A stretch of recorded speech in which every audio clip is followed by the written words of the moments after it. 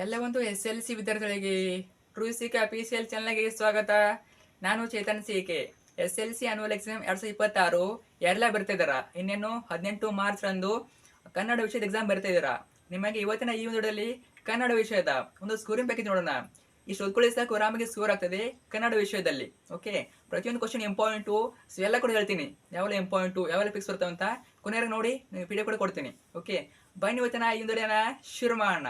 ಅದಕ್ಕೆ ಮುಂಚೆ ಎಲ್ಲ ಫಸ್ಟ್ ಟೈಮ್ ನಮ್ಮ ಒಂದು ಚಾನಲ್ ನೋಡ್ತಾ ಇದ್ದೀರಾ ಅಥವಾ ಚಾನಲ್ ಕೂಡ ಯಾರು ಸಬ್ಸ್ಕ್ರೈಬ್ ಮಾಡ್ಕೊಂಡಿಲ್ಲ, ತಪ್ಪದೆಗೆಲ್ಲ ಚಾನಲ್ನ ಸಬ್ಸ್ಕ್ರೈಬ್ ಮಾಡ್ಕೊಳ್ಳಿ. ಇದೇ ರೀತಿ ನಿಮಗೆ SLC ಆನ್ಯುವಲ್ ಎಕ್ಸಾಮ್ ಮುಗಿಯುವವರೆಗೆ ಎಲ್ಲ ವಿಷಯಗಳ ಪಾಸಿಂಗ್ ಪ್ಯಾಕೇಜ್ಗಳು, ಸ್ಕೋರಿಂಗ್ ಪ್ಯಾಕೇಜ್ಗಳು, ಜೊತೆಗೆ ಫಿಕ್ಸ್ ಬರುವಂಥ ಪ್ರಶ್ನೆಗಳು, ಕ್ವಶನ್ ಪೇಪರ್ಗಳು ಎಲ್ಲ ಕೂಡ ಇದೊಂದು ಚಾನಲ್ ಆಗ್ತೀವಿ. ಅವೆಲ್ಲ ಬೇಕು ಅಂತಂದವರು ಈಗಲೇ ಚಾನಲ್ನ ಸಬ್ಸ್ಕ್ರೈಬ್ ಮಾಡ್ಕೊಳ್ಳಿ, ಕಡ್ಡಾಯ ಮಾಡ್ಕೊಳ್ಳಿ. ನೀವು ಮಾಡ್ಕೊಂಡ್ರೆ ಮಾತ್ರ ನಮ್ಮ ಎಲ್ಲ ವಿಡಿಯೋಗಳು ಮಿಸ್ ಸಿಗ್ತವೆ. ಮಾಡಿದ್ರ ಜೊತೆಗೆ ವಿಡಿಯೋನ ಲೈಕ್ ಮಾಡಿ, ಎಲ್ಲ ಫ್ರೆಂಡ್ಸ್ ಶೇರ್ ಮಾಡಿ. ಯಾರೆಲ್ಲ ಫ್ರೆಂಡ್ಸ್ ಅದ್ರ ಬಗ್ಗೆ ಟೆಂತಲ್ಲಿ ಅವ್ರಿಗೂ ಶೇರ್ ಮಾಡಿ, ಶೇರ್ ಮಾಡಿ, ಅವ್ರಿಗೂ ಹೆಲ್ಪ್ ಮಾಡಿ. ಓಕೆ, ಬನ್ನಿ ಇವತ್ತಿನ ಈ ವಿಡಿಯೋನ ಶುರು ಮಾಡೋಣ. ಈಗ ನೋಡ್ತಾ ಹೋಗೋಣ ಸ್ಕೋರಿಂಗ್ ಪ್ಯಾಕೇಜು, ಯಾವೆಲ್ಲ ಕ್ವಶನ್ ಓದ್ಕೋಬೇಕಂತ. ಪ್ರತಿಯೊಂದು ಕ್ವಶನ್ ಇಂಪಾರ್ಟೆಂಟು, ಕೊನೆಯವರೆಗೆ ನೋಡಿ. ಓಕೆ, ಈಗ ನಾವು ಸ್ಕೋರಿಂಗ್ ಪ್ಯಾಕೇಜ್ ನೋಡೋಣ. ಇಲ್ಲೊಂದು ಪಾಯಿಂಟ್ ಹೇಳ್ತೀನಿ ಕೇಳಿ. ನಿಮಗೆ ಈ ಒಂದು ವಿಡಿಯೋ ನಾನು 2 ಪಾರ್ಟಾಗಿ ಮಾಡ್ತೀನಿ, ಯಾಕಂದರೆ ಒಂದೇ ಪಾರ್ಟಲ್ಲಿ ಎಲ್ಲ ಕವರ್ ಆಗೋದಿಲ್ಲ. ಅದರಿಂದ ಪಾರ್ಟ್ 1 ಪಾರ್ಟ್ 2 ಅಂತ 2 ಪಾರ್ಟ್ ಮಾಡ್ತೇನೆ. 2 ಪಾರ್ಟ್ನ ಮಿಸ್ ಮಾಡಿದೆ ನೋಡಿ, ಯಾಕಂದರೆ 100ಕ್ಕೆ 100 ಅಂಕ ಪಡ್ಕೋಬೋದು. ಅರ್ಥ ಆಯ್ತಾ? ಎಲ್ಲ ಕವರ್ ಮಾಡ್ತೀನಿ ಸ್ಕೋರಿಂಗು, ತಪ್ಪದೆ ನೋಡ್ಕೊಳ್ಳಿ. ಎಲ್ಲ ಸ್ಕೋರ್ ಮಾಡ್ಕೊಂಡ್ಕೋತೀರ ಅವ್ರು ಓದಲೇಬೇಕು, ಎಲ್ಲ ಓದಲೇಬೇಕು. ಯಾಕಂದರೆ ಇಲ್ಲಿರೋ ಕ್ವಶನ್ಗಳು ನಿಮ್ಮೊಂದು LBA ಕ್ವಶನ್ಸ್ಗಳು. ಅರ್ಥ ಆಯ್ತಾ? ಇವೇ ಕ್ವಶನ್ಗಳು ನಿಮ್ಮ ಎಕ್ಸಾಮಲ್ಲಿ ಬರ್ತವೆ. ಕೊನೆಯವರೆಗೆ ನೋಡಿ, ನಿಮಗೆ ಮಲ್ಟಿಪಲ್ಲು, 1 ಮಾರ್ಕ್ಸು, 2 ಮಾರ್ಕ್ಸು, ಸಂದರ್ಭ ಮತ್ತು ವ್ಯಾಕರಣ ಎಲ್ಲವನ್ನು ಕವರ್ ಮಾಡ್ತೀನಿ. ಖಂಡಿತ ಕೊನೆಯವರೆಗೆ ನೋಡಿ. ಮತ್ತು ತುಂಬ ಜನ ಕೇಳ್ತಾರಾ PDF ಅಂತ. ನೋಡಿ, PDF ಹಾಕ್ತೀನಿ. ಯಾವಾಗ ಹಾಕ್ತೀನಿ? ಗ್ರೂಪಲ್ಲಿ ಹಾಕಿರ್ತೀನಿ. ಯಾವ ಗ್ರೂಪು? ನಮ್ಮೊಂದು ವಾಟ್ಸಪ್ ಚಾನಲ್ ಮತ್ತು ಟೆಲಿಗ್ರಾಮ್ ಗ್ರೂಪು, ಅಲ್ಲಿ ಹಾಕಿರ್ತೀನಿ, ನೋಡ್ಕೋಬೋದು. ಲಿಂಕ್ ಹಾಕೊಟ್ಟಿರ್ತೀನಿ, ಜಾಯ್ನ್ ಆಗಿ ನೋಡ್ಕೊಳ್ಳಿ. ಅದಕ್ಕೆ ಮುಂಚೆ ಸಂಪೂರ್ಣ ವಿಡಿಯೋ ನೋಡ್ಕೊಳ್ಳಿ, ಸಂಪೂರ್ಣ ವಿಡಿಯೋ ನೋಡಿ. ಯಾಕಂದರೆ ನಿಮಗೆ ಇಲ್ಲಿ ನಾನು ನಿಮಗೆ ಯಾವ ಫಿಕ್ಸ್ ಬರ್ತದೆ ಅಂತ ಹೇಳ್ತೀನಿ. ಅದರಿಂದ ಕೊನೆಯವರೆಗೆ ನೋಡ್ಕೊಳ್ಳಿ. ಆಮೇಲೆ ರಿವಿಷನ್ಗೆ PDF ನ ಬಳಸ್ಕೊಳ್ಳಿ. ಓಕೆ, ನೋಡ್ತಾ ಹೋಗೋಣ. ಇದು 1ನೇ ಪಾರ್ಟು. 2ನೇ ಪಾರ್ಟು ಬರ್ತದೆ, ನೆಕ್ಸ್ಟು ಅದು ನೋಡ್ಕೊಳ್ಳಿ. ಮಿಸ್ ಮಾಡಿದೆ 2 ಪಾರ್ಟ್ ಇಂಪಾರ್ಟೆಂಟು. ಸ್ಕೋರ್ ಮಾಡಬೇಕಂದ್ರೆ ನೋಡ್ಕೊಳ್ಳೇಬೇಕು. ಓಕೆ, ನೋಡೋಣ. ಕರ್ನಾಟಕ ಶಾಲಾ ಪರೀಕ್ಷೆ ಮತ್ತು ಮೌಲ್ಯನಿರ್ಣಯ ಮಂಡಳಿ, ಇದೇನು ಪ್ರಥಮ ಭಾಷೆ ಕನ್ನಡ ನೀಲನಕ್ಷೆ, ಇದು ಬ್ಲೂ ಪ್ರಿಂಟು. ಸೊ ಇವು ಕೊಟ್ಟಿದ್ದಾರೆ ಅಲ್ಲಿ ನೋಡಿ. ಇಲ್ಲೊಂದು ಪಾಯಿಂಟ್ ಹೇಳ್ತೀನಿ, ಸ್ವಲ್ಪ ಫಾಸ್ಟ್ ಆಗ್ತದೆ, ಆದರೂ ಕೂಡ ಕವರ್ ಮಾಡ್ತೀನಿ. ನಾನು ನಿಮಗೆ ಸ್ಲೋ ಹೇಳ್ತಾ ಹೋದ್ರೆ ಏನಾಗ್ತದೆ, ನಿಮಗೆ ಕೆಲವೊಂದು ಕವರ್ ಆಗ್ತದೆ, ಕೆಲವೊಂದು ಕವರ್ ಆಗೋದಿಲ್ಲ. ಅದರಿಂದ ಫಾಸ್ಟಾಗಿ ಹೇಳ್ತೀನಿ. ನಿಮಗೆ ಸ್ಲೋ ಬೇಕು ಅನ್ನೋರು ಆ ವಿಡಿಯೋನ ಪಾಸ್ ಮಾಡಿಟ್ಟು ಕ್ವಶನ್ ಓದ್ಕೊಳ್ಳಿ. ನೀವು ಆಲ್ಮೋಸ್ಟ್ ಡೋಂಟ್ ವರಿ ಕವರ್ ಮಾಡ್ತೀನಿ. ಇದೇನು ನೀಲನಕ್ಷೆ, ಇದು ನೋಡಿ. ಇಲ್ಲಿ ಎಲ್ಲ ಓದೋ ಅವಶ್ಯಕತೆ ಇಲ್ಲ, ಇಡೀ ಬುಕ್ ಓದೋ ಅವಶ್ಯಕತೆ ಇಲ್ಲ. ಅವರು ಈ ವರ್ಷ ಕೊಟ್ಟಿದ್ದಾರೆ ನೀಲನಕ್ಷೆಯನ್ನು, ಇಷ್ಟೇ ಓದ್ಕೊಳ್ಳಿ. ಯಾವುದು ತುಂಬ ಹೆಚ್ಚಿಗೆ ಓದೋಕೆ ಹೋಗಬೇಡಿ. ನೋಡಿ, ಗದ್ಯ ಭಾಗದ ಅಂಕಗಳ ಹಂಚಿಕೆ ನಮ್ಮ ಭಾಷೆಯಿಂದ ನೋಡಿ. ಇದು ನೀಲನಕ್ಷೆ. ಪಾಠಗಳ ಹೆಸರು 1 ಅಂಕ, 2 ಅಂಕ, 3 ಅಂಕ, 4 ಅಂಕ, 5 ಅಂಕ. ನಮ್ಮ ಭಾಷೆಯಿಂದ ಕೇವಲ ನಿಮಗೆ 1 ಅಂಕದ 1 ಪ್ರಶ್ನೆ, 2 ಅಂಕದ 1 ಪ್ರಶ್ನೆ ಬರ್ತದೆ. ಟೋಟಲಾಗಿ 3 ಅಂಕ. ನೋಡಿ, ನಮ್ಮ ಭಾಷೆಯಿಂದ ಏನು ಓದಬೇಕು ನೀವು? 1 ಮಾರ್ಕ್ಸ್ 2 ಮಾರ್ಕ್ಸ್ ಅಷ್ಟೇ ಓದಬೇಕು. ಅಲ್ಲಿ ಯಾವುದೇ ಸಂದರ್ಭ ಕೇಳೋದಿಲ್ಲ, 3 ಮಾರ್ಕ್ಸ್ ಬರೋದಿಲ್ಲ, 4 ಮಾರ್ಕ್ಸ್ ಬರೋದಿಲ್ಲ. ಆದ್ದರಿಂದ ನೀವೇನು ಮಾಡಬೇಕು? ನಮ್ಮ ಭಾಷೆಯಿಂದ ಬರೀ 1 ಮಾರ್ಕ್ಸ್ 2 ಮಾರ್ಕ್ಸ್ ಕ್ವಶನ್ ಓದಬೇಕು. ಟೋಟಲಾಗಿ 3 ಮಾರ್ಕ್ಸ್ ಬರ್ತವೆ. ನಂತರ ವ್ಯಾಕರಣ ಗೀತೆಯಿಂದ ಒಂದೇ ಪ್ರಶ್ನೆ ಬರ್ತದೆ, ಸಾರಿ 2 ಪ್ರಶ್ನೆ ಬರ್ತವೆ. 1 ಅಂಕದ 1 ಪ್ರಶ್ನೆ, ಆಮೇಲೆ 3 ಅಂಕದ 1 ಪ್ರಶ್ನೆ. ಅಂದರೆ ಸಂದರ್ಭ ಕೊಡ್ತಾರೆ, ಸಂದರ್ಭ ಬರ್ತದೆ. 1 ಮಾರ್ಕ್ಸ್ 1, ಸಂದರ್ಭ 1, ಟೋಟಲಾಗಿ 4 ಮಾರ್ಕ್ಸು. ಆಮೇಲೆ ಭಾಗ್ಯ ಶಿಲ್ಪಿಗಳು ಏನು ಕ್ವಶನ್ಗಳು?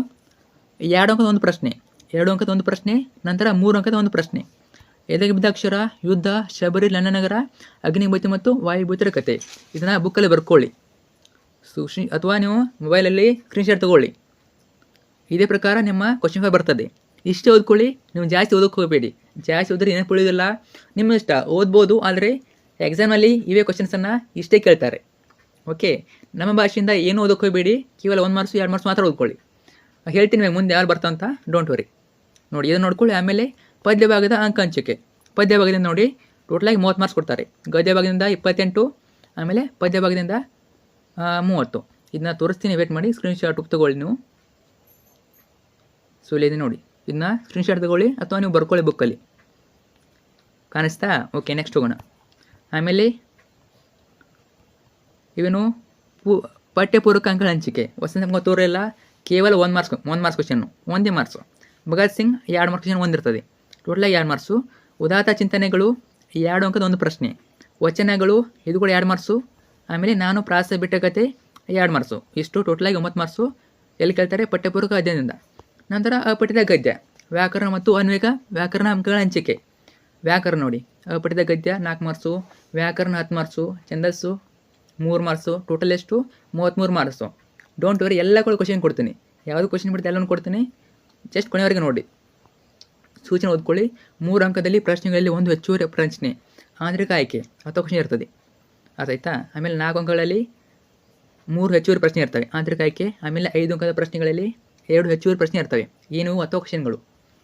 ನಂತರ ಹೋಗೋಣ, ಇವು ನೋಡಿ ಮೇನು. ತುಂಬ ಜನ ಹತ್ರ ಇವು ಇಲ್ಲೇ ಇಲ್ಲ. ಮೇನ್ ಇರೋದು ಇವು, ಯಾಕಂದರೆ ನಿಮಗೆ ಎಕ್ಸಾಮ್ನಲ್ಲಿ 10 ಪ್ರಶ್ನೆ ಕೇಳ್ತಾರೆ, ಮಲ್ಟಿಪಲ್ಲು 10 ಪ್ರಶ್ನೆ ಕೇಳ್ತಾರೆ, ಅರ್ಥಾಯ್ತಾ. ಯಾವೆಲ್ಲ ಕ್ವಶನ್ಗಳು, ಭೂಯಾಕೆ ಪ್ರಶ್ನೆಗಳು 6, ಸಂಬಂಧೀಕರಿಸಿ ಪ್ರಶ್ನೆಗಳು 4, ಟೋಟಲ್ 10 ಮಾರ್ಕ್ಸು ಇಲ್ಲಿಂದನೇ ಬರ್ತವೆ, ಅರ್ಥಾಯ್ತಾ. ಇವೇ ಕ್ವಶನ್ ಬರ್ತವೆ, ಚೆನ್ನಾಗಿ ಓದ್ಕೊಳ್ಳಿ. ತುಂಬ ಜನಕ್ಕೆ ಡೌಟಲ್ಲಿ ಇದ್ದೀರಾ ಯಾವ ಕ್ವಶನ್ ಬರ್ತವೇನೋ ಅಂತ. ಇವೆಲ್ಲ ಇಂಪಾರ್ಟೆಂಟು, ಪ್ರತಿ ಕ್ವಶನ್ ಇಂಪಾರ್ಟೆಂಟು. ಪ್ರತಿ ಕ್ವಶನ್ನ ಬಿಡದೆ ಓದ್ಕೊಳ್ಳಿ, ಅರ್ಥಾಯ್ತಾ. ನೋಡಿ, ಒಂದೇ ಕ್ವಶನು ಜಾತಿಯ ಸಂಯುಕ್ತಾಕ್ಷರ ಪದವಿದು ಯಾವುದು? ಉತ್ತರ ಆಪ್ಷನ್ ಶಾಸ್ತ್ರ. ನಿಮಗೆ ಉತ್ತರ ಸಹಿತವೇ, ಏನೂ ಕಷ್ಟ ಏನೂ ಇಲ್ಲ, ತುಂಬ ಕಡಿಮೆ ಸಮಯ ಇದೆ.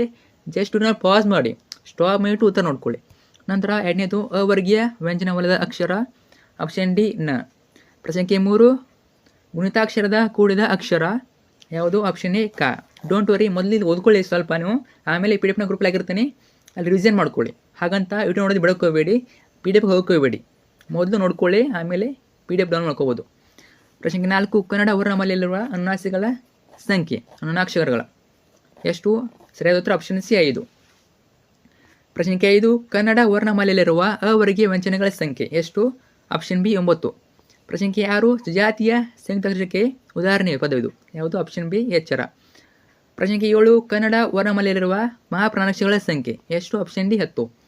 ಪ್ರಶ್ನೆ 9 ಅನುಸ್ವಾರ ವಿಸರ್ಗಗಳನ್ನು ಹೀಗೆನ್ನುವರು ಏನಂತ ಕರೀತಾರೆ? ಯೋಗವಂತ ಕರೀತಾರೆ. ಆಮೇಲೆ ಪ್ರಶ್ನೆ 8 ಜಾತಿಯ ಸಂಯುಕ್ತಾಕ್ಷರಕ್ಕೆ ಉದಾಹರಣೆ ಇದು ಏನು? ಆಪ್ಷನ್ ಬಿ ಉಷ್ಣ. ನಂತರ ಇದೇ ರೀತಿ ಇನ್ನೂ ಪ್ರಶ್ನೆ ಇವೆ, ವಿಡಿಯೋನ ಪಾಸ್ ಮಾಡಿಟ್ಟು ಎಲ್ಲ ಪ್ರಶ್ನೆಗಳು ಉತ್ತರ ಸಹಿತ ನೋಡಿ. ನಾನೆಲ್ಲ ಓದಲ್ಲ, ಎಲ್ಲ ಓದಿದ್ರೆ ತುಂಬಾ ಲೆಂತ್ ಆಗ್ತದೆ ವಿಡಿಯೋ, ತುಂಬ ಅರ್ಧ ಗಂಟೆ 1 ಗಂಟೆ ಆಗ್ತದೆ. ಅದರಿಂದ ಸ್ವಲ್ಪ ಫಾಸ್ಟಾಗಿನೂ ಓದ್ಕೊಳ್ಳಿ, ವಿಡಿಯೋನ ಪಾಸ್ ಮಾಡಿ ಫಾಸ್ಟಾಗಿ ಎಲ್ಲವನ್ನ ಓದ್ಕೊಳ್ಳಿ. ಸ್ಲೋ ಮಾಡ್ತಾ ಇರ್ತೀನಿ, ನಾವು ಓದ್ಕೋಬೋದು. ಆಮೇಲೆ ವಿಭಕ್ತಿ ಕೇಳ್ತಾರೆ ನೋಡಿ, ವಿಭಕ್ತಿ ಮೇಲೆ ಕ್ವಶನ್ ಬರ್ತದೆ. ಇವೆಲ್ಲ ಕ್ವಶನ್ಗಳು ರಿಪೀಟ್ ಆಗ್ಬೋದು, ಆಲ್ಮೋಸ್ಟು ರಿಪೀಟ್ ಆಗ್ತವೆ, ಎಲ್ಲ ಕೂಡ ಇಂಪಾರ್ಟೆಂಟು. ಇವು ನಮ್ಮ LBA ಕ್ವಶನ್ಗಳು, ಸೊ ವೆರಿ ಇಂಪಾರ್ಟೆಂಟು. ಇಲ್ಲಿವರೆಗೆ ಓದಿದ್ದೀರಾ, ಇಲ್ಲಿವರೆಗೆ ಎಲ್ಲ ಕಲ್ತಿದ್ದೀರಾ. ಇವಾಗ ಏನು ಮಾಡಬೇಕು? ರಿವಿಷನ್ ಮಾಡಬೇಕಷ್ಟೇ, ಆಯ್ತಾ. ಪ್ರತಿ ಕ್ವಶನ್ನು ಇಂಪಾರ್ಟೆಂಟು. ವಿಡಿಯೋನ ಪಾಸ್ ಮಾಡಿ 2 ಪ್ರಶ್ನೆ ಓದ್ಕೊಳ್ಳಿ ನೀವು.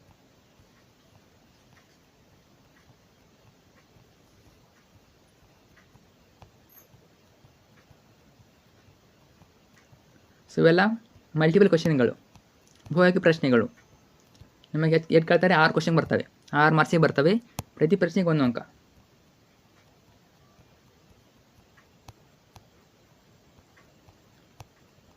ನೋಡ್ಕೊಳ್ಳಿ, ತುಂಬ ಏನಿಲ್ಲ, ಒಂದು 99 ಕ್ವಶನ್ ಇವೆ. ಒಂದೇ ಸಲ ನೋಡ್ಕೋಬೇಡಿ, ಒಂದು 2 ರಿಂದ 3 ಸಲ ನೋಡ್ಕೊಳ್ಳಿ ಆಪ್ಷನ್ಗಳನ್ನು, ಅವಾಗ ನಿಮ್ಗೆ ನೆನಪುಳಿತವೆ. ಸೊ ಒಂದೇ ಸಲಕ್ಕೆ ನೆನಪುಳಿಯೋದಿಲ್ಲ.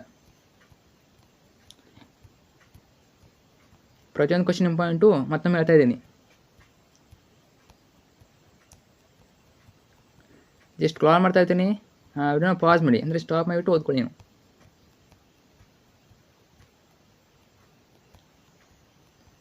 ಸೊ ಡೋಂಟ್ ವರಿ, 2 ಪಾರ್ಟ್ ಮಾಡ್ತೀನಿ, ಒಂದೇ ಪಾರ್ಟಲ್ಲಿ ಕಂಪ್ಲೀಟ್ ಆಗೋದಿಲ್ಲ ಇದು. ಸೊ ಪಾರ್ಟ್ 1 ಪಾರ್ಟ್ 2 2 ನೋಡಲೇಬೇಕು ನೀವು. ನೋಡಿ ಎಷ್ಟಿವೆ? 99 ಕ್ವಶನ್ ಇವೆ. 99 ಕ್ವಶನ್ ಇವೆ. ಎಷ್ಟು ಓದ್ಕೊಂಡ್ರೆ ಇದರಲ್ಲಿ ನಿಮಗೆ 6 ಕ್ವಶನ್ಗಳು ಬರೋ ಚಾನ್ಸಸ್ ತುಂಬಾ ಇದೆ. ಸೊ ಎಲ್ಲ ಕೂಡ ಇಂಪಾರ್ಟೆಂಟು. ಮಿಸ್ಟೇಕ್ ಆದರೂ 1-2 ಮಾರ್ಕ್ಸು ಬೇರೆ ಬರ್ಬೋದು ಅಷ್ಟೇ. ಐ ಹೋಪ್ ಎಲ್ಲ ಕೂಡ ಕವರ್ ಆಗಿ ಅಂದ್ಕೊಂಡಿದ್ದೀನಿ. ಎಲ್ಲ ಕೂಡ ಇಂಪಾರ್ಟೆಂಟ್ ಕ್ವಶನ್ಗಳು. ನಂತರ ನೆಕ್ಸ್ಟ್ ಬರ್ತದ್ದು 2ನೇ ಮೇನು, ಕೆಳಗಿನಗಳಲ್ಲಿ ಮೊದಲೆರಡು ಪದಗಳಿರುವ ಸಂಬಂಧಂತೆ 3ನೇ ಪದಕ್ಕೆ ಸರಿ ಹೊಂದುವ ಸಂಬಂಧಿ ಪದವನ್ನು ಬರೆಯಿರಿ. ಈ ಒಂದು ಕನ್ಫ್ಯೂಸ್ ಆಗಿದ್ದಾರೆ ನೀವು, ತುಂಬಾ ಕನ್ಫ್ಯೂಸ್ ಆಗಿದ್ದೀರಾ, ಯಾವ ಕೇಳ್ತಾರೆ ಏನು ಅಂತ. ನೋಡಿ ಇವೆಲ್ಲ ಇಂಪಾರ್ಟೆಂಟ್ ಕ್ವಶನ್ಗಳು. ಕೇಳಿದರೆ ಇಲ್ಲಿರುವ 4 ಕ್ವಶನ್ ಬರ್ಬೋದು, ಅರ್ಥಾಯ್ತಾ. ಫಿಕ್ಸ್ ಬಂದೇ ಬರ್ತದೆ ಹೇಳೋಕ್ಕಾಗಲ್ಲ, ಗ್ಯಾರಂಟಿ ಹೇಳೋಕ್ಕಾಗಲ್ಲ. ಒಟ್ಟಿನಲ್ಲಿ ಕವರ್ ಆಗ್ಬೋದು ಅಂದ್ಕೊಂಡಿದ್ದೀನಿ. ಮಿಸ್ಟೇಕ್ ಆದರೂ 1 ಅಥವಾ 2 ಬರದೇ ಇರ್ಬೋದು, ಅರ್ಥಾಯ್ತಾ. ಆಲ್ಮೋಸ್ಟ್ ಬರ್ತವೆ. ಸೊ 3 ಅಂತೂ ಖಂಡಿತ ಬರ್ತವೆ, ಅರ್ಥಾಯ್ತಾ. ಕೆಲವೊಂದ್ಸಲ 4 ಕೂಡ ಬರ್ಬೋದು. ನೋಡಿ ಕ ಗ ಅಲ್ಪ ಪ್ರಾಣಾಕ್ಷರಗಳು, ಚ ಜ ಮ ಪ್ರಾಣಾಕ್ಷರಗಳು, ಐ ಹೋಪ್ 4 ಬರ್ತವೆ. ಡೋಂಟ್ ವರಿ, ಓದ್ಕೊಳ್ಳಿ. ಓಕೆ. ಆಮೇಲೆ ವರ್ಗೀಯ ವ್ಯಂಜನಾಕ್ಷರಗಳು 25, ಅವರ್ಗೀಯ ವ್ಯಂಜನಾಕ್ಷರಗಳು 9. ಆ ಇ ಉ ದೀರ್ಘ ಸ್ವರಗಳು, ಅ ಇ ಉ ರಸಸ್ವರಗಳು, ಸ್ವರಗಳು 13, ಯೋಗಗಳು 7. ಇದೇ ರೀತಿ ಕ್ವಶನ್ ಇರ್ತವೆ. ಅದನ್ನು ಪಾಸ್ ಮಾಡಿ ಪ್ರತಿ ಪ್ರಶ್ನೆನ ಉತ್ತರ ಸಹಿತ ನೋಡ್ಕೊಳ್ಳಿ.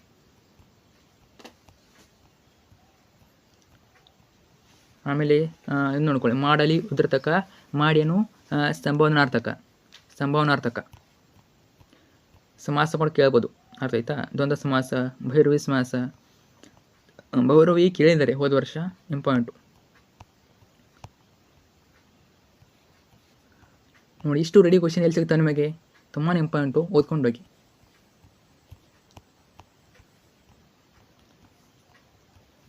ಸೊ PDF ಬೇಕನ್ನೋರು ಹಾಕಿರ್ತೀನಿ ಗ್ರೂಪಲ್ಲಿ, ಅಲ್ಲಿ ಕೂಡ ನೋಡ್ಕೋಬೋದು. ಆಮೇಲೆ ನೆಕ್ಸ್ಟು ಕೆಳಗಿನ ಪ್ರಶ್ನೆಗಳಿಗೆ ಒಂದೊಂದು ವಾಕ್ಯದಲ್ಲಿ ಉತ್ತರಿಸಿ. ಇವು 1 ಅಂಕದ ಪ್ರಶ್ನೆಗಳು. ಎಷ್ಟಿರ್ತವೆ? ಟೋಟಲಾಗಿ 7 ಅಂಕ. ಪ್ರತಿ ಪ್ರಶ್ನೆಗೆ 1 ಅಂಕ. ಗದ್ಯ ಭಾಗದಲ್ಲಿ 4 ಪ್ರಶ್ನೆಗಳು, ಪದ್ಯ ಭಾಗದಲ್ಲಿ 2 ಪ್ರಶ್ನೆಗಳು, ಪಠ್ಯಪೂರಕ 1 ಪ್ರಶ್ನೆ. ಟೋಟಲಾಗಿ 7 ಪ್ರಶ್ನೆಗಳು, 7 ಅಂಕ. ನಮ್ಮ ಭಾಷೆಯಿಂದ ಬರೆದವರು ಎಂ ಮರಿಯಪ್ಪ ಭಟ್. ಭಾಷೆ ಯಾವುದಕ್ಕೆ ಸಾಧನವಾಗಿದೆ?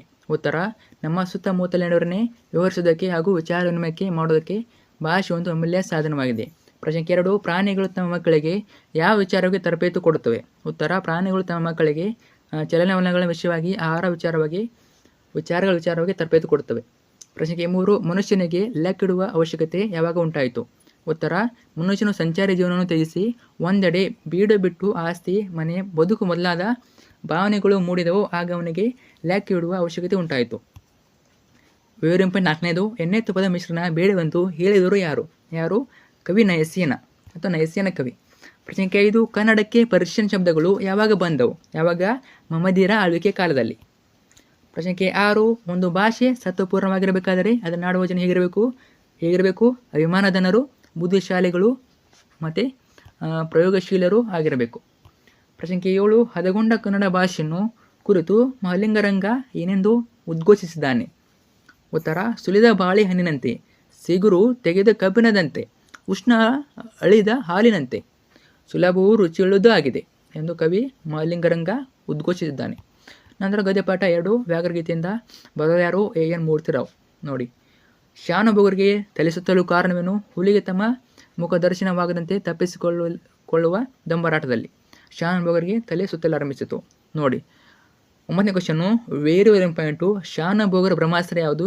ಯಾವಾಗ ಕೇಳಿದ್ರೆ ನೋಡಿ, ಮಾರ್ಚ್ 2015, 19, 22, 25, ಜೂನ್ 2017, 2019 ಇಷ್ಟೆಲ್ಲ ಎಕ್ಸಾಮ್ನಲ್ಲಿ, ಅನ್ಯುವಲ್ ಎಕ್ಸಾಮ್ನಲ್ಲಿ ಈ ಕ್ವಶನ್ ಕೇಳಿದ್ದಾರೆ. ಅದರಿಂದ ವೆರಿ ಇಂಪಾರ್ಟೆಂಟು. ಕಿರಿತಿ ಪುಸ್ತಕದ ಮೇಲೆ ಕ್ವಶನ್ ಬರ್ಬೋದು. ಶಾನುಭೋಗರ ಬ್ರಹ್ಮಾಸ್ತ್ರ ಕಿರಿತಿ ಪುಸ್ತಕ. ನಂತರ ಇದನ್ನು ಏನು ಕರೀತಾರೆ? ಇನ್ನೊಂದು ಏನು ಕರೀತಾರೆ? ರಾಜಭಕ್ತಿ ಲಾಂಛನ ಅಂತಾರೆ. 11ನೇ ಕ್ವಶನು, ಶಾನುಭೋಗರ ರಾಜಭಕ್ತಿ ಲಾಂಛನ ಯಾವುದು? ಅದು ಕೂಡ ಕಿರಿತಿ ಪುಸ್ತಕ. 1 ಬರ್ತದೆ ಕ್ವಶನು, ಪಿಕ್ಸ್ ಕೇಳ್ತಾರೆ.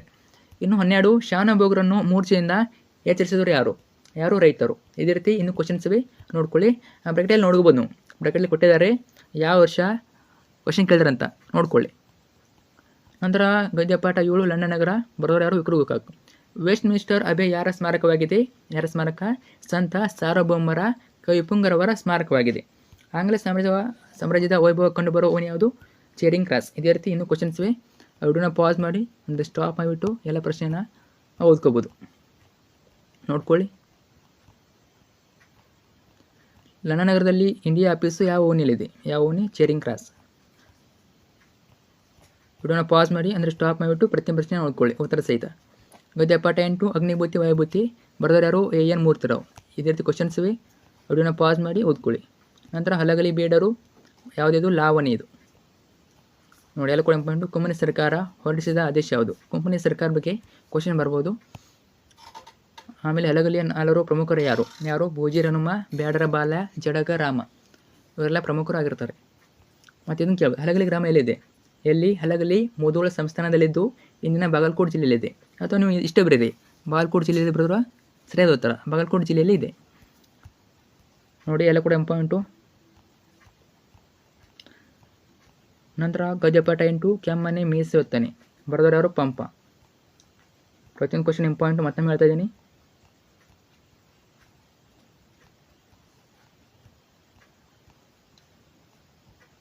ನಂತರ ಪಠ್ಯಪೂರಕ ಅಧ್ಯಯನ ವಸಂತಮುಖ ತೋರಲಿಲ್ಲ. ಬರೆದವರು ಡಾಕ್ಟರ್ ವಿಜಯಶ್ರೀ ಸಬರದ್.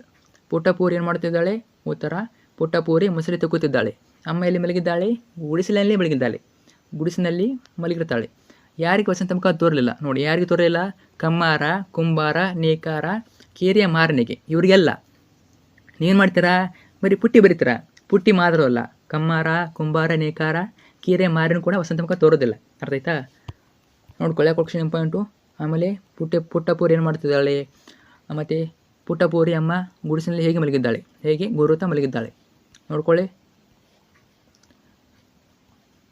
ಎಲ್ಲ ಉತ್ತರ ಸಹಿತವೆ, ಜಸ್ಟ್ ಓದಬೇಕಷ್ಟು ನೀವು. ಇವೇ ಕ್ವಶನ್ ಬರ್ತವೆ, ಬೇರೆ ಯಾವುದು ಕೇಳೋದಿಲ್ಲ ಅವರು. ಆಮೇಲೆ ಕೆಳಗಿನ ಪ್ರಶ್ನೆಗಳಿಗೆ 3-4 ವಾಕ್ಯಗಳು ತರಿಸಿ. ಇವೇನು?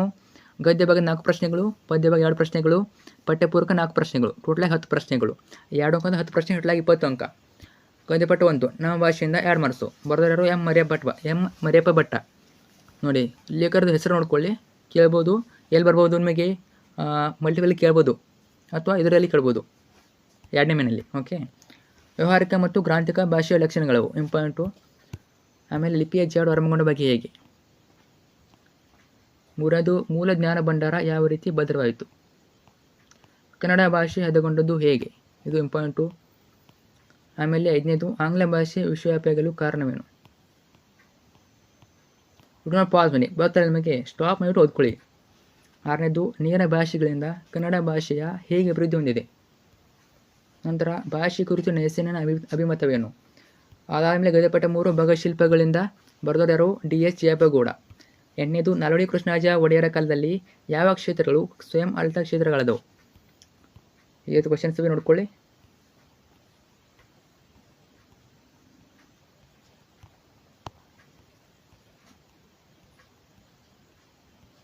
ನಾನು ಸಾಲ್ವ್ ಮಾಡ್ತಾ ಇರ್ತೀನಿ, ನೋಡ್ಕೊಳ್ಳಿ.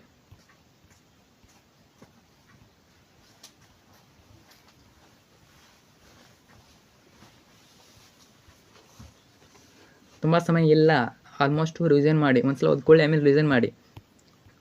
ಸೊ ಎಲ್ಲ ಕವರ್ ಆಗಿವೆ ನಿಮಗೆ, 100 ಅಂಕಕ್ಕೆ 100 ಅಂಕ ಕವರ್ ಆಗಿವೆ. ಚೆನ್ನಾಗಿ ಓದ್ಕೊಳ್ಳಿ.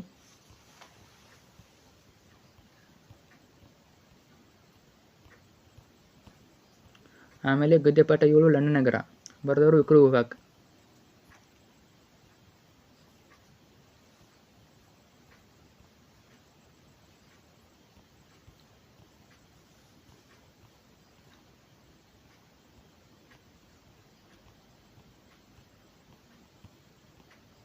ನಂತರ ಅಗ್ನಿಭೂತಿ ವಾಯುಭೂತಿ. ಬರೆದವರು A.N. ಮೂರ್ತಿರಾವ್. ರಾಜ್ಯಸಭೆಯಲ್ಲಿ ಅಗ್ನಿಭೂತಿ ವಾಯುಭೂತಿಯರನ್ನು ಮೂರ್ಖರೆಂದು ತೀರ್ಮಾನಿಸಿದ್ದಕ್ಕೆ? ಇದು ಕೂಡ ಇಂಪಾರ್ಟೆಂಟ್ ಕ್ವಶನು. ಸೊ ಅಂಡರ್ಲೈನ್ ಮಾಡಿದ್ದಾರೆ ನೋಡಿ, ಯಾವೆಲ್ಲ ಇಂಪಾರ್ಟೆಂಟು ಪಾಯಿಂಟ್ ಅಂತ ಅಂಡರ್ಲೈನ್ ಮಾಡಿದ್ದಾರೆ, ಅದನ್ನ ನೆನಪಿಟ್ಟುಕೊಳ್ಳಿ. ಆಮೇಲೆ ಪದ್ಯಪಟ್ಟ 2 ಹಕ್ಕಿ ಆರ್ತಿ ನೋಡಿದರ. ಬರೆದವರು ದ ರಾ ಬೇಂದ್ರೆ. ನೋಡಿ, ಹಕ್ಕಿ ಹಾರಾಟವನ್ನು ಆಕಾಶಕ್ಕೆ ಹೇಗೆ ಹೋಲಿಸಿದ್ದಾರೆ? ಹೊಸಕಾಲದ ಹಸು ಮಕ್ಕಳನ್ನು ಹಕ್ಕಿ ಹೇಗೆ ಹರಿಸಿದೆ? ನಂತರ ಹಲಗಲಿ ಬೀಡರು. ಬರೆದವರು ಏನಿದು? ಲಾವಣಿಯದು. ಓಕೆ, ಕೇಳ್ಬೋದು, ಲಾವಣಿಯದು ನೋಡ್ಕೊಳ್ಳಿ. ಹಲಗಲಿ ದಂಡು ಬರಲು ಕಾರಣವೇನು? ಇಂಪಾರ್ಟೆಂಟು. ಹಲಗಲಿ ಬೇಡರು ದಂಗೆಲ್ಲೂ ಕಾರಣವೇನು? ಇದು ಇಂಪಾರ್ಟೆಂಟು. ನಂತರ ಭಗತ್ ಸಿಂಗಿಂದ ಬರೆದವರು ಯಾರು? ಚಿದಾನಂದ ಮೂರ್ತಿ GS. ನೋಡಿ, ಆಗಸ್ಟ್ 1874ರಲ್ಲಿ ಕೇಳಿದರೆ ಭಗತ್ ಸಿಂಗ್ ಜಲಿಯನ್ ವಾಲಾಬಾಗ್ ಮಣ್ಣಿನ ಕುರಿತು ತನ್ನ ತಂಗಿಗೆ ಏನೆಂದು ಹೇಳ್ತಾನೆ? ಇಂಪಾರ್ಟೆಂಟು. ಒಟ್ಟಿನಲ್ಲಿ ಭಗತ್ ಸಿಂಗ್ ಬಗ್ಗೆ ಒಂದು ಕ್ವಶನ್ನು ಕೇಳಿ ಕೇಳ್ತಾರೆ ಎಕ್ಸಾಮ್ನಲ್ಲಿ.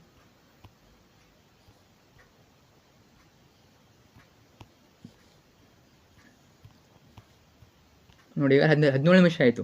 ಅದಕ್ಕೆ ಹೇಳ್ತೀನಿ ನಾನು ಪಾರ್ಟ್ 1 ಪಾರ್ಟ್ 2 ಆಗಬೇಕಂತ. ಸೊ ಇನ್ನೂ ಕೂಡ ಹೇಳಬೇಕು ಕ್ವಶನ್ಗಳು, ಉದಾ ಚಿಂತನೆಗಳು, ಸಮಿತಿ ಸಂಗ್ರಹ. ನೋಡಿ, ಎಲ್ಲ ಕ್ವಶನ್ ಇಂಪಾರ್ಟೆಂಟು, ಎಲ್ಲ ಕೂಡ 2 ಮಾರ್ಕ್ಸ್ ಕ್ವಶನ್ಸ್ಗಳು. ಆಮೇಲೆ ಭಗತ್ ಸಿಂಗಿಂದ ಡಾಕ್ಟರ್ ವಿಜಯಶ್ರೀ ಸಬರದ್. ಅವೆಲ್ಲ ಇಂಪಾರ್ಟೆಂಟ್ ನೋಡ್ಕೊಳ್ಳಿ. ಪಠ್ಯಪೂರ್ವಕ 5 ನಾನು ಪ್ರಾಸ ಬಿಟ್ಟ ಕತೆ. ಬರೆದವರು ಗೋವಿಂದ ಪೈ. ಹಾಡು ಕಿವಿಗೆ ಬಿದ್ದಾಗ ಪೈಗಳು ಏನು ಮಾಡಿದರು? ಇದು ಕೂಡ ಇಂಪಾರ್ಟೆಂಟು.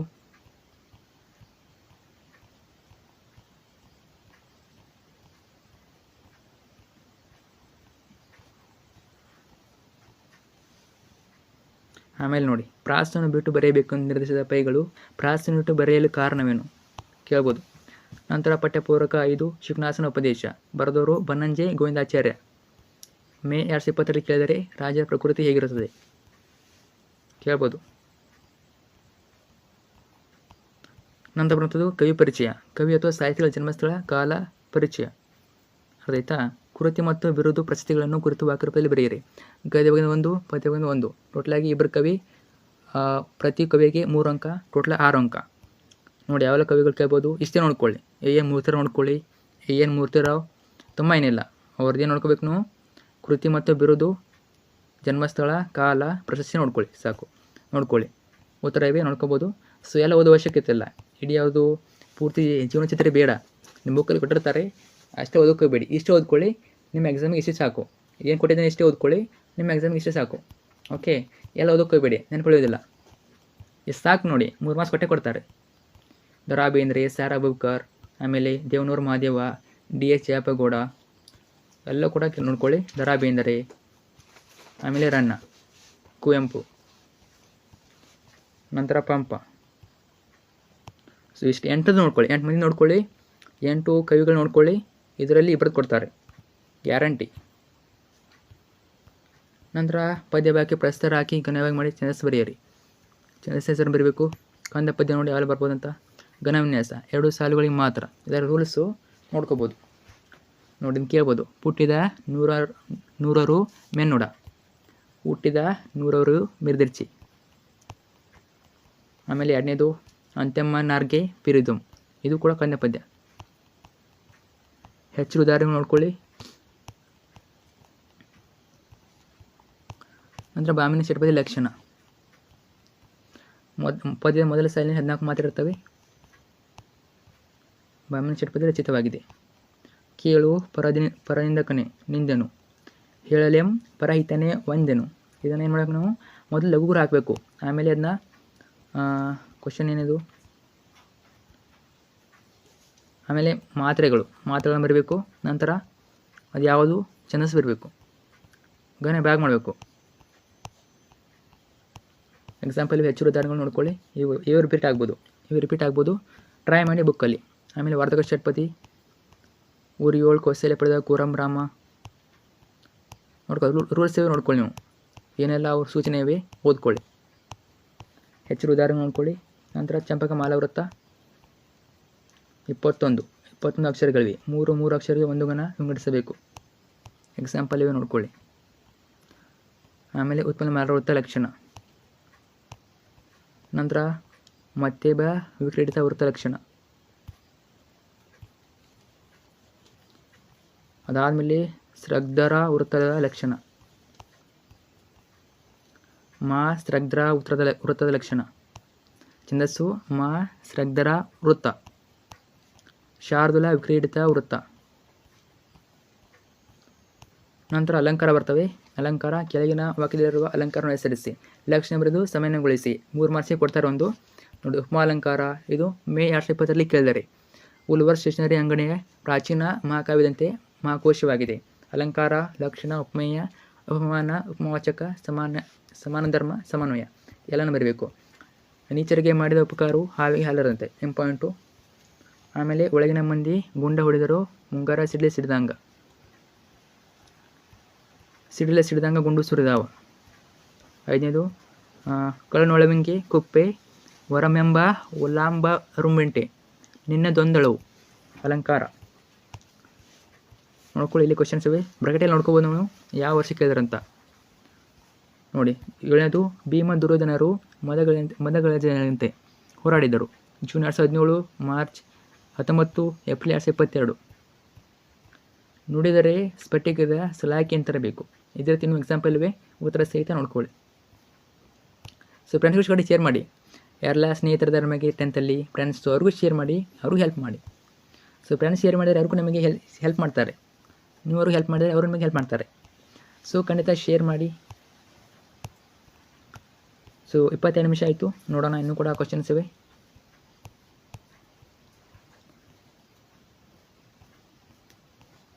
ಸೊ ಇದರಲ್ಲೇ ಕ್ವಶನ್ ಬರ್ತಾನೆ ನಿಮಗೆ. ಆಲ್ಮೋಸ್ಟ್ ಎಲ್ಲ ಕವರ್ ಆಗಿವೆ, ಏನು ಕೇಳಿದ್ರು ಎಲ್ಲಿ ಕೇಳಬೇಕು ಅವರು. ನಂತರ ರೂಪಕಲಂಕಾರ ಯಾವಾಗ ಕ್ವಶನ್ ಬರ್ಬೋದು ನೋಡಿ.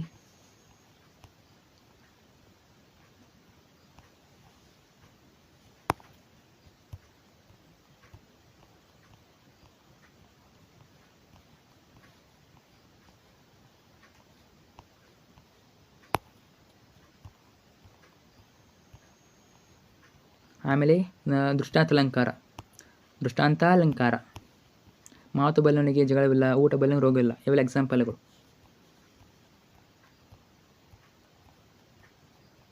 ಆಮೇಲೆ ಇದೇನು ಉತ್ಪ್ರೇಕ್ಷ ಅಲಂಕಾರ, ಸಪ್ರೇಟ್ ಆಗಿವೆ ನೋಡ್ಕೊಳ್ಳಿ. ಆಮೇಲೆ ಅರ್ಥಾಂತರ ನ್ಯಾಸಾಲಂಕಾರ,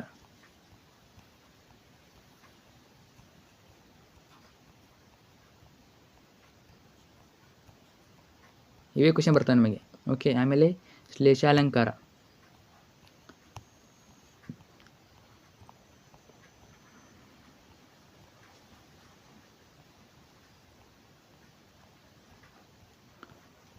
ಆಮೇಲೆ ಕೆಳಗಿನ ಗಾದೆಗಳನ್ನು ಮಹತ್ವದೊಂದಿಗೆ ವಿಸ್ತರಿಸಿ. ಸೊ ಇಲ್ಲಿಂದ ನಾವು ಪಾರ್ಟ್ 2 ಅಲ್ಲಿ ನೋಡೋಣ. ಪಾರ್ಟ್ 2 ಅಲ್ಲಿ ನಿಮಗೆ ಗಾದೆಗಳ ಸಹಿತ ಆಮೇಲೆ ಸಂದರ್ಭ ನೋಡೋಣ, ಗಾದೆ ಇನ್ನುಳಿದೆಲ್ಲ ಕ್ವಶನ್ಗಳನ್ನು ಪಾರ್ಟ್ 2 ಅಲ್ಲಿ ಕೊಡ್ತೀನಿ. ಸೊ ಇದಾದಮೇಲೆ ಆ ಪಾಠ ಹಾಕಿರ್ತೀನಿ, 2ನೇ ಪಾರ್ಟು, ಆ ವಿಡಿಯೋ ನೋಡ್ಕೊಳ್ಳಿ. ಓಕೆ ಫ್ರೆಂಡ್ಸ್, ಶೇರ್ ಮಾಡಿ, ಏನೇ ಡೌಟಲ್ಲಿ ಕಮೆಂಟ್ ಮಾಡಿ. Thank you so much. Part 2 miss ಮಾಡಿ ನೋಡ್ಕೊಳ್ಳಿ, ಇದಾದಮೇಲೆ ಹಾಕಿರ್ತೀನಿ.